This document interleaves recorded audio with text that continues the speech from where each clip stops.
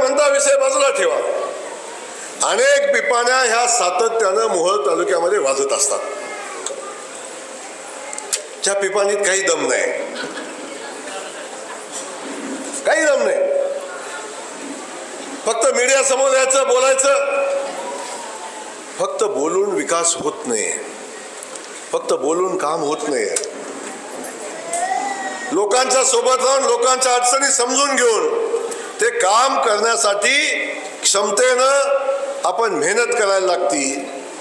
फक्त सगळं सुंदर दिसतं ते सगळं चांगलं असतं असं नसतं, लक्षात ठेवा.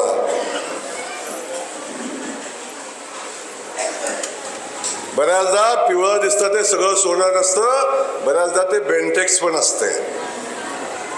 आपल्याला माझी विनंती आहे, कोणी काही सांगू द्या, कुणी काही बोलू द्या, सगळ्या लोकांना सोबत घेऊन जाणारा आमचा भारतीय जनता पक्ष आहे. मला तुम्हाला सांगायचे आहे, माझ्या अगोदर माननीय मुख्यमंत्री महोदयांनी मोहोळची माहिती घेतली होती आणि मला सांगितलं जे मोहोळचा नगराध्यक्ष भारतीय जनता पक्षाचा होतोय.